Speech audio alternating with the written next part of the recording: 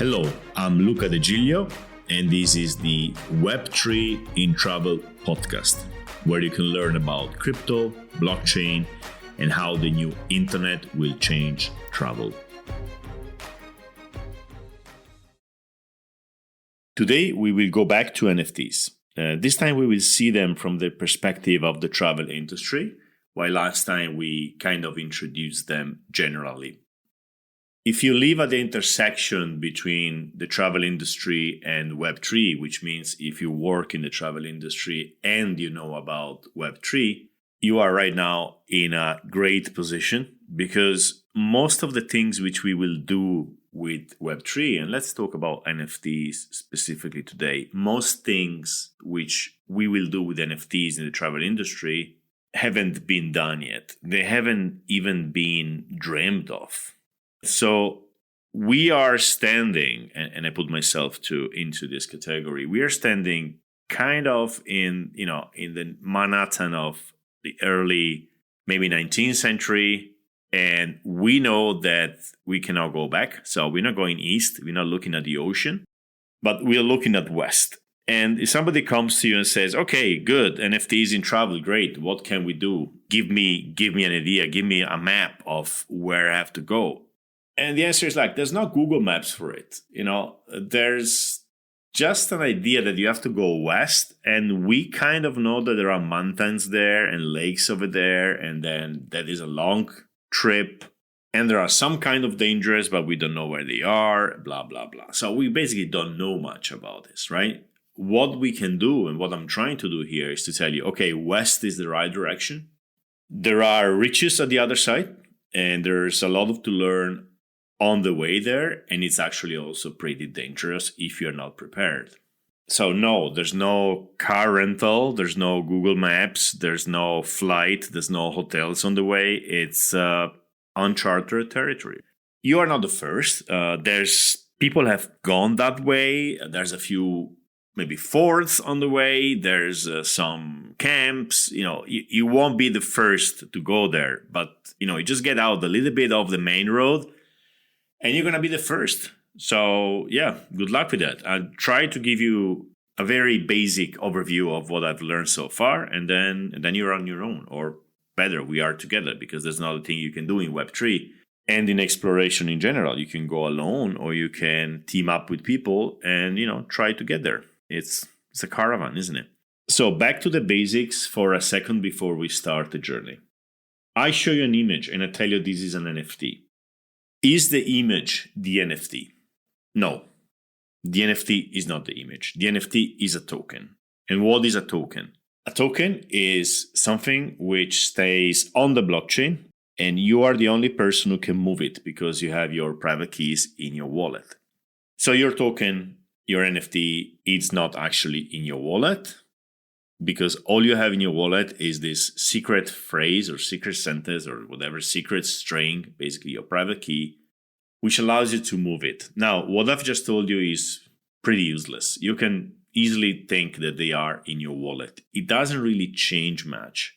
The only way this may, affect your view of NFTs is that you can have them at the same time in two wallets. So you don't have two NFTs. You don't have a copy of the NFTs, but you have two wallets and both of them can move the same NFT. So are these two different wallets? No, it's just the same wallet you have installed in two different machines, maybe a phone and a computer. So we have an image and we have the NFT with the image in it. So what is the NFT itself? It's a property title. Remember that. Every time you hear the word NFT, do not think non-fungible token, which means, well, not much, right? Does it? Think about property title. I own this thing online. It is like a piece of paper which proves the ownership of this thing, okay? But it is not a piece of paper which you got from notaries. It's a piece of paper you got from the blockchain. And the blockchain acts as notaries because it's many computers confirming the same truth, that you own this token. So you have an image and you have a token, and the token inside of it says link to this image. So make this image represent the token, right? Where is the value in that? Why is the image valuable? Well, it is not. It has no value. The value derives from the fact that the image has a value in itself, right? So unless the image is valuable, the NFT is not valuable. Another question, do you need to have an image to have an NFT? No, you can have a video, you can have some text, you can have, well, nothing. It doesn't really matter, right? Imagine that an NFT is used to open a door. It doesn't need an image. It just needs to be an NFT which is connected to the system which opens the door. And through the NFT, you prove the ownership. So the owner of the door decided that if you have this NFT, you can open the door. Images tend to make NFTs more palatable to most people because you see something, and in our brains, images are more powerful than simply text. So most NFTs have an image attached or a video or something, or it could be even a sound or a photography. It doesn't have to be anything specifically, but most of them have it. But again, a property title is like, it doesn't need to have a cover with a picture on it. You just need a piece of paper with some text. And the value of it is, okay, this person owns this object. And now you say, what object? Okay, the object is an image. So imagine a property title on paper, this person owns this picture.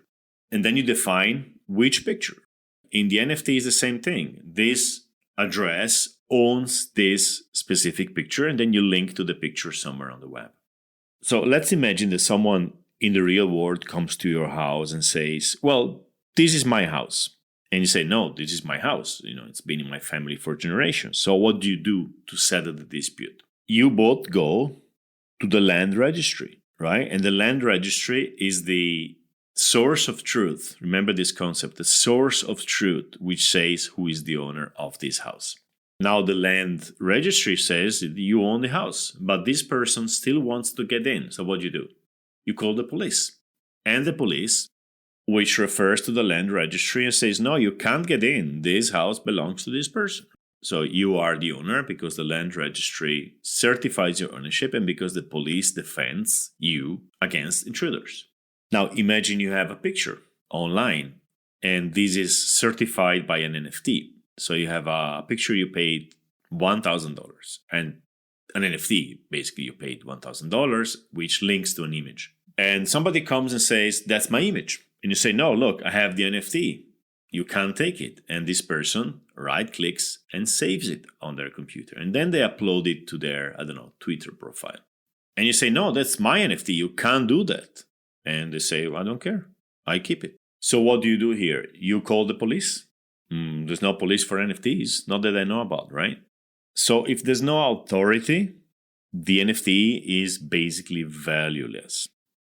Now, is authority something which is like on a Boolean? Like, is it yes or no? There's authority or no? No, it's a range. So let's say that most people in Twitter recognize that you own the NFT because they know you. You're part of a community, right? For them, and for those people only, you are the owner of the NFT. So they're going to know that you are part of this community and give some value to it. People who don't know you are not part of this community, they're going to consider your picture and the other person's picture exactly the same. Now, we have a little bit of authority here, but not much, right? And then one day Twitter says, we are going to add a functionality in which you can confirm the ownership of an NFT image, so of a profile picture in this case, by integrating with your wallet. And if you confirm, if you sign a message which proves your ownership of the private keys of this NFT, we're going to put, a blue check mark close to your picture, which says this person owns this NFT. Okay, so now we have a bigger authority certifying that. And by the way, Twitter has already this as a plan. Okay, so we don't have police, but we have a third-party big authority which is going to certify NFTs. Suddenly, NFTs become something much more valuable because you can buy one for $1,000 and you can certify that it's yours. Now, who cares that you have $1,000 picture? Well, we're going to get to that, right? But first of all, we know the direction. We know the direction is you buy an NFT, even just an image for a profile picture, and many websites will certify that. Another one which does certify it is the ENS domain service. You know those ETH domains like tripluca.ath, for instance. They already allow you to add an NFT to your profile, so they certify that, right? So we are clearly going into a direction where if you own an NFT, you can prove it beyond any doubt, even better than a land registry, because it's not going to be one central source of truth, a bit difficult to reach, especially globally, but several sources of truth, which are going to all say the same thing. This picture belongs to this address, basically to this person. And so to people who today say, your NFT is worthless, I just right-clicked and saved it, and then I used it as a profile picture, you can say, well, your days are counted. Your days are numbered. This is going to change very soon because the authority is emerging and NFTs are getting their law enforcement pretty soon. Now, does this make the NFT valuable? Well, it depends. If it's an ugly image and you paid it $10,000, maybe it's worth $10,000 to you only and nobody else, right? So the value doesn't derive from the certification nor the law enforcement. The NFT or the image needs to have some value given by someone. Then the fact that you have an ownership of it and it's defended by some authority just makes it stronger, it makes it more solid, but it doesn't create any value at all. Let's say you bought this image for the only reason because you wanted to support the artist. You like the artist and you wanted to buy an NFT, and that was a good way to give some money. So the image has value for you, but for nobody else. So you see how complicated the value aspect of NFT is, right? The interesting thing here is that there's many ways NFTs can absorb value after they've been built because something is connected to them. Think about access, for instance. Now, this podcast is free, but maybe one day I'm going to decide, okay, this podcast is free only for people who own my podcast NFT. So I issue a certain number of podcast NFTs and I give them out to my listeners for free. But from that day, you can access this podcast only if you have this NFT. So you have to first connect your wallet, prove the ownership of the NFT, and only then you can have access to the podcast. You see now the NFT has some value, of course, if the podcast has some value to you. Now imagine a situation in which people who do not own the NFT have to pay $100 a year to access it. Now the NFT is already worth $100 a year. Provided as a market, provided people actually want to listen to this podcast, right? And because you own the NFT and maybe you get tired of my voice and you want to, change subject, you can sell the NFT for maybe $50, maybe $100. Who knows, right? That's the market. That's for the market to decide. Now, what are you going to tell to people who right-click the image connected to this specific podcast NFT and said, I have your NFT now? You say, no, you don't have my NFT because you don't have access to the podcast. So one thing NFTs are going to do for sure is give access, giving access to stuff. I made the example of podcasts, but it could be to many, many, many, many other things, especially in the travel industry, and we're going to get there. Now, first of all, let's compare this to having you pay for a podcast and getting an account on my server and you getting a login and a password and making a purchase for a year. And getting tired 6 months after that, and then having say, okay, I paid for it 6 months, I don't want to listen to this guy anymore, and that's it. You lose 6 months. You wasted 6 months of subscription. While if you have an NFT, you can just sell it. You see that as a technology for access, this already looks like having better value proposition than your old Web2 login and password system because it is transferable. You have a full ownership of it, and if there's liquidity, which means there's demand, you can sell it. Think about it. This is really, really, really powerful. This is making value liquid on chain rather than keeping it siloed into somebody else's servers. This means that in Web3, you can own stuff and you can sell it and you can buy it anytime. While on Web2, as we said often, you do not own anything. Let's see some other possible ideas for access in NFT. All right. So I said, hold my NFT and I give you access to my podcast. I could say, hold my NFT and I give you access to my Telegram channel or my newsletter Oh, or my club. Could be an online club, or it could be even a real world club. Oh, what? We have just applied NFTs to real world value? Yeah, you come into this club. No, it doesn't have to be a disco music club, or, it could be just a club for reading books or discussing about various topics. But to get into this club, you need to own this NFT. Or if you have my hotel NFTs, well, you can have my special discount, exactly the same as with my Fidelity cards. You could have access to a free breakfast or one free night on a 3-night booking. Or you buy the NFT and that gives you access to my villa for a specific week. So basically you bought the NFT, you made a booking. It could be a free upgrade on a flight. It could be access to an airport lounge, or it could be access to a subscription website. You know, those websites where you pay per year and you get better prices than on the OTAs. Maybe they could sell NFTs instead of selling subscriptions. It's just more liquid, isn't it? And that's it. These are just a few things which came to mind. I haven't really tested all of them, right? I did with some of them, and we're going to talk about it. But you see where I'm going, right? Access is one of the very powerful things NFTs can do. So let's explore a little bit more the fidelization aspect. Like when you go to a hotel today, especially a hotel chain, they always propose you this card which gives you future discounts. It tracks basically what you've been doing in the chain, how many times you booked. The more you book, the more points you get, and then you get special treats. But once you get these cards, you can't do anything with them. You can use them, but you cannot really sell them or give them to somebody else. Same things happens with the flight miles, right? What if instead of getting yet another card, which is a bit cumbersome to maintain, and you have to show it at a reception every time, and then you have to whatever, they're not very exciting most of the times. If you could get the same perks, the same advantages simply by holding the NFT, and then the more you go in this chain, the more the NFT is valuable because they're going to track the money you spent and they're going to give you more points connected to the NFT. But the chain does something else. It says, okay, this NFT is not connected to your name only. You can sell it. So the more you travel in this hotel chain, the more the NFT is valuable, and then you're going to sell it. Maybe you're going to get some good money for it. And the hotel now has a new person connected to the NFT.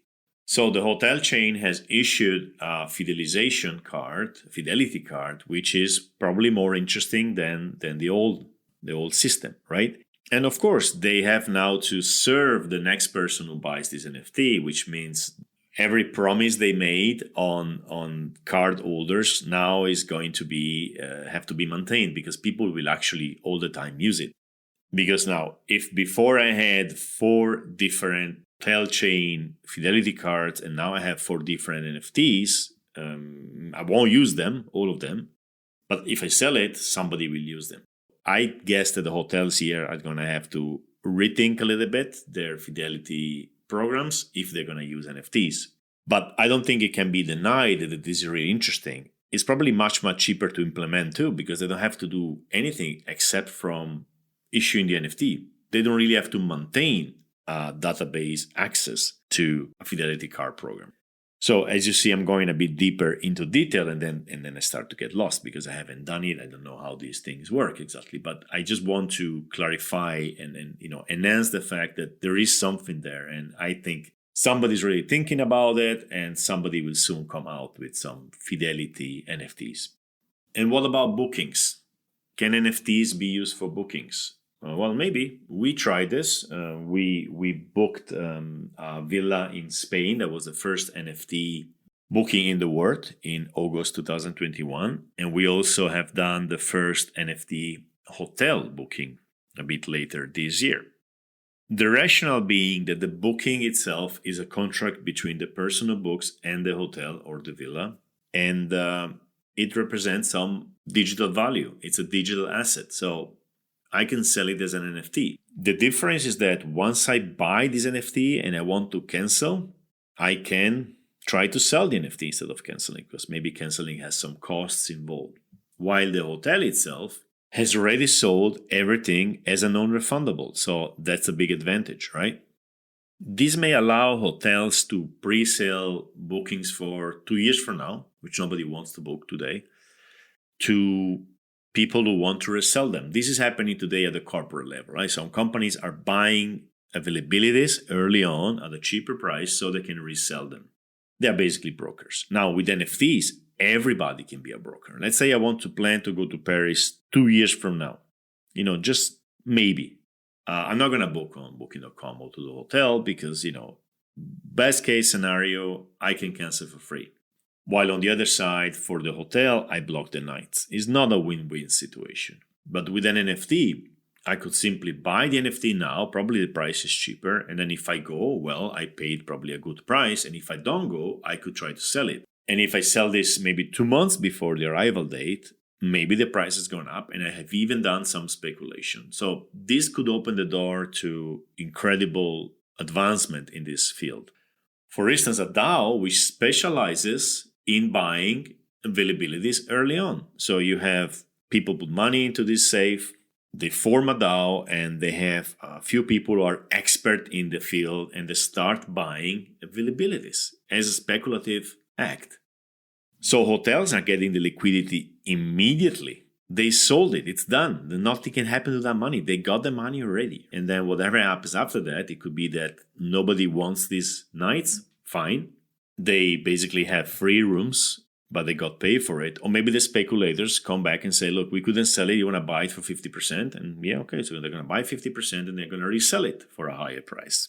Or maybe the speculators will sell it for a higher price, which means that now the hotel has already sold it and the speculators made some money and they're going to go back and buy more liquidity, more availabilities, which are now liquid. This could, and in my opinion, will get to very interesting new structures for availabilities online, because the way we're booking today is still a copy of the way we booked before.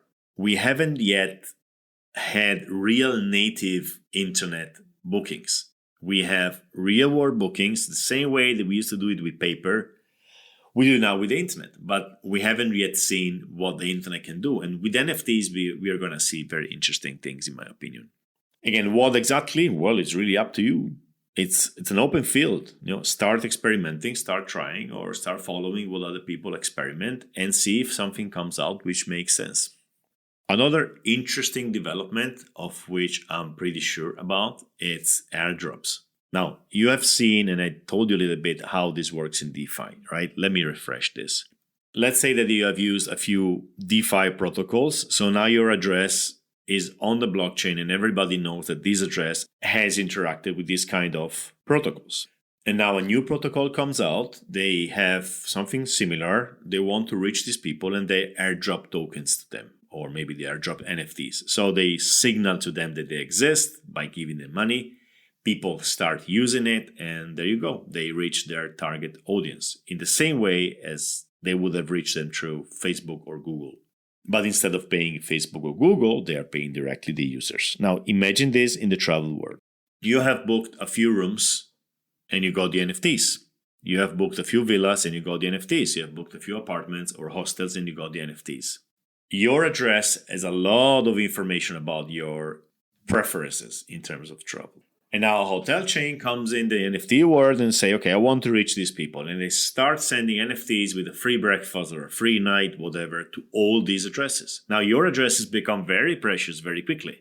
While in DeFi, you were getting token and airdrops and you could sell them for Ethereum, Bitcoin, and then for euro or dollars and actually pay stuff in the real world. Now we're going to get probably free nights or free breakfasts or discounts. Maybe even tokens, who knows? I'm sure that many hotels, villas, and businesses in the travel industry will tokenize. So we're probably going to get tokens too. Which starts this, feedback loop in which you say, okay, the more NFTs I have about travel, the better, because I'm going to be, rewarded. And that makes these NFTs even more valuable. In the DeFi world, people have started airdrop farming, which means they've been using protocols a lot, just trying to front run these airdrops. So they kind of use them not because they really wanted to, but because they said, okay, if one day they issue a token, well, I want to be part of it. I want to get the airdrop. So we're going to see people who are going to buy as many NFT related services and products in the travel industry because of that. If you are a travel company which hasn't done anything in Web3 so far, something very precious is building out there, and it's open. It's addresses on the blockchain which signal interest in something travel related. It's really early on. There's not really much out there, but it is going to happen more and more, and you're going to be able to tap into it. So we've seen the potential, and I'm pretty sure about it, but let's say potential raise of NFT speculators for availabilities, maybe in the form of DAOs. We have seen the potential raise of NFT collectors for the travel industry, and I'm going to be one of them. I guarantee you that. This will give more reasons for companies to tokenize or creating specific NFTs in the travel industry. And this is probably 1% of what's going to happen in the next 5 to 10 years. Again, it's like we know that beyond the mountains, there's going to be another beach on the other side. We don't know when we get there. That's kind of the mindset I'm in right now. Now, let's do an attitude check here, okay? So some of you listening to this were probably thinking, oh, come on, this cannot work. Of course, yeah, NFTs are not the best way to do bookings. Why would I want to issue an NFT, which then can be transferred? I want to know who comes to my hotel or to my apartment, and so on. Now, this is the wrong mindset. I mean, these are just little ideas. They are at the sprout level. They're just, they've come out of my mind and some other people's minds. They haven't been thought through. They haven't been battle tested. They are very weak, but they are little plants and they may grow. You don't want to stomp on them, okay? You want to see what can be done.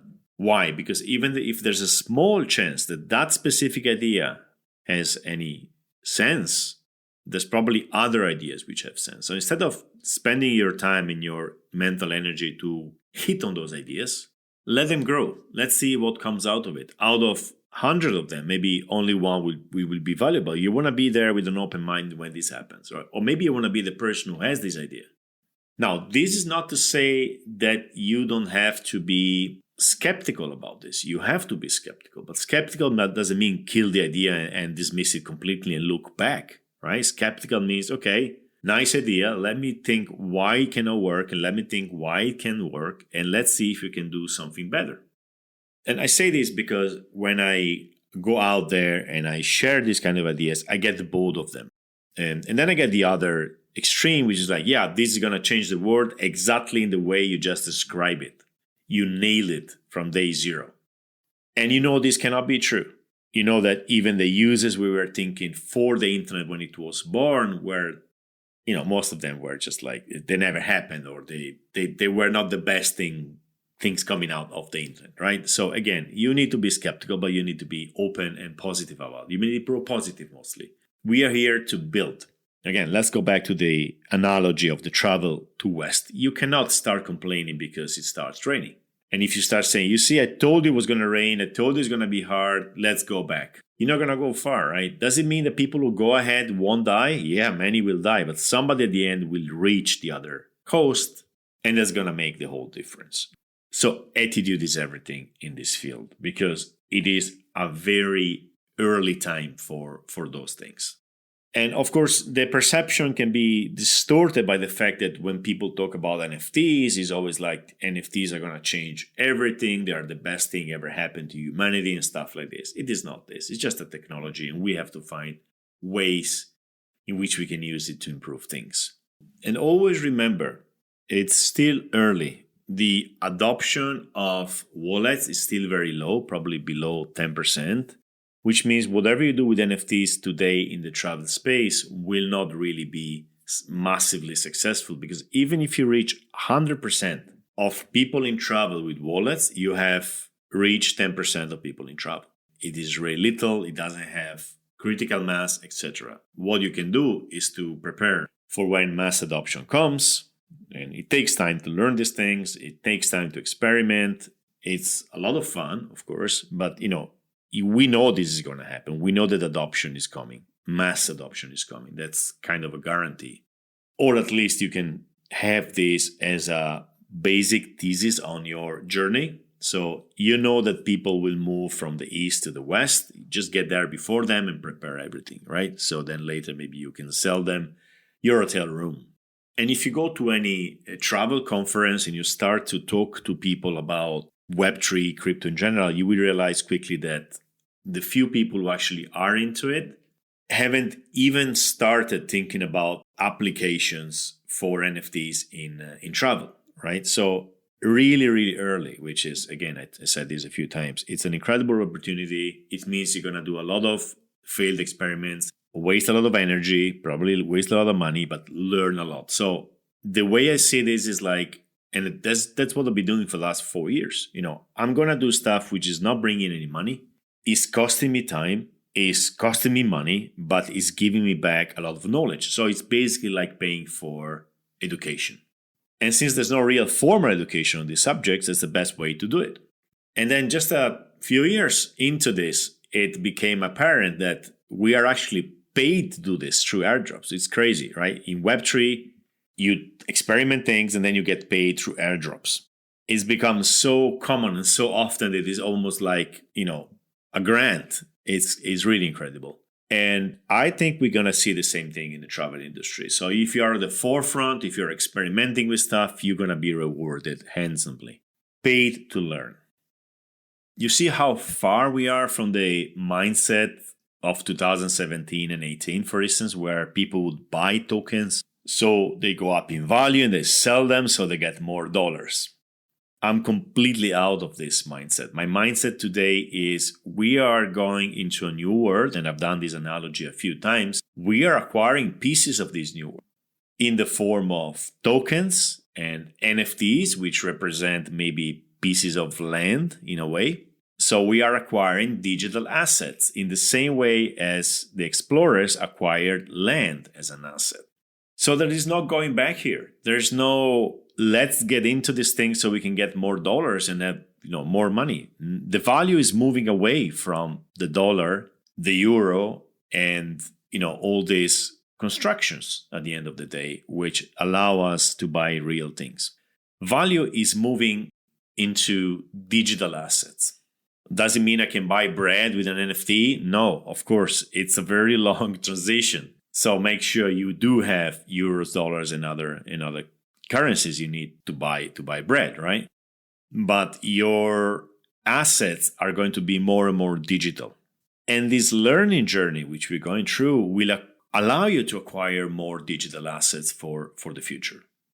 And as with everything else in cryptocurrencies, be careful because there's a lot of noise about short-term trading. Buy this token, it goes up 100%, then you sell it and you made the money. This is really dangerous. Think about this. You buy an NFT for $1 and it goes to $100.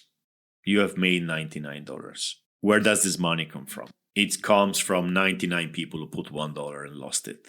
Or it comes from one person who comes in at 99 and then will not be able to sell it more than 99. Maybe it goes back to 1. So the short-term speculative approach to cryptocurrency could be really powerful, but it's also really, really dangerous.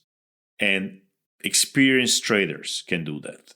We will see, if you get into this, you will see 100x on some things you bought. It's going to happen. But it's going to happen if you don't sell them early, which means you have to get out of the short-term trade, right? Imagine you buy something for 1 and it goes to 2. Imagine you put $1,000 into something and it goes to 2,000. Are you going to sell it? Are you going to sell that NFT for 2,000?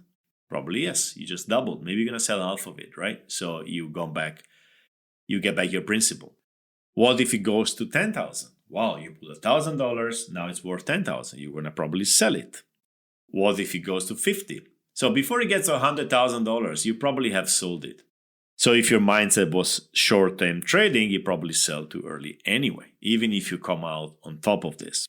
And to trade short-term, you need to understand how market works. You need to have a very clear picture and you need to not to be swayed by emotions. It's really hard.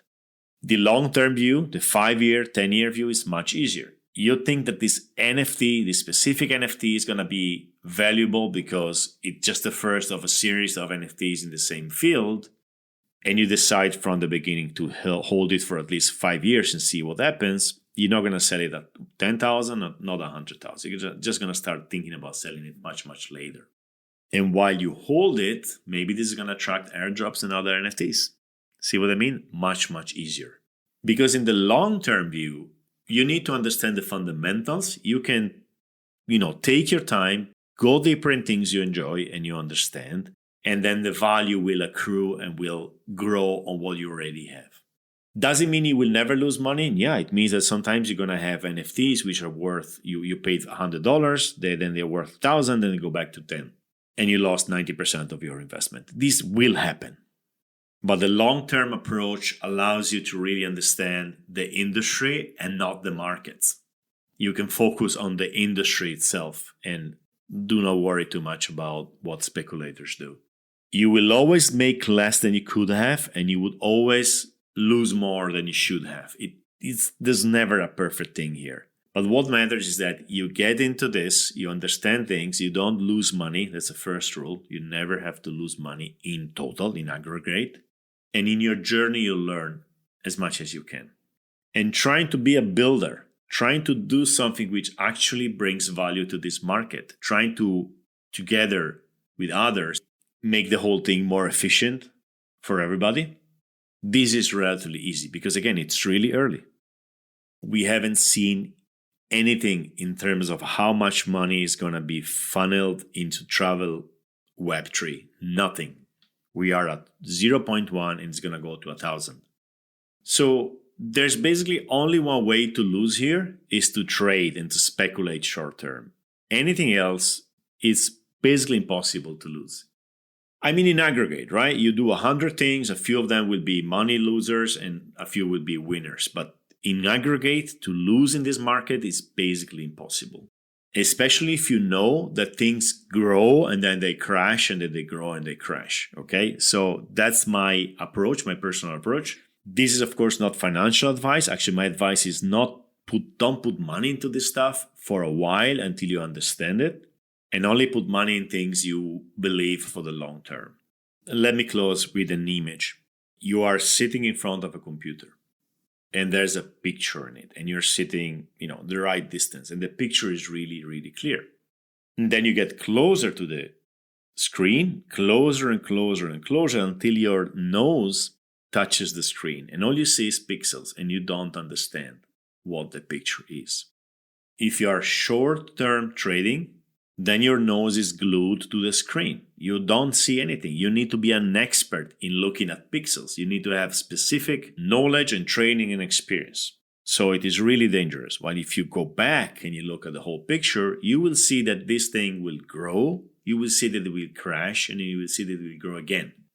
And you just do what you have to do, and you are going to be okay. So not a difficult place to be if you stay at the right distance. Long-term view. My personal view is always 5 years ahead. It's never less than that. You may decide to have a slightly different view, maybe shorter, maybe longer, but this is the basic concept. Don't get too close to the action. Decide the distance, decide how far into the future you want to look at this. Do not listen to the people who made a lot of money very quickly. It's not going to happen for you probably. And build your assets on Web3. Build your space. It's still wide open. Just the fact that you're listening to this podcast already sets you apart from the majority of people in the travel space. So, good place to be. It's going to be fun. See you next time.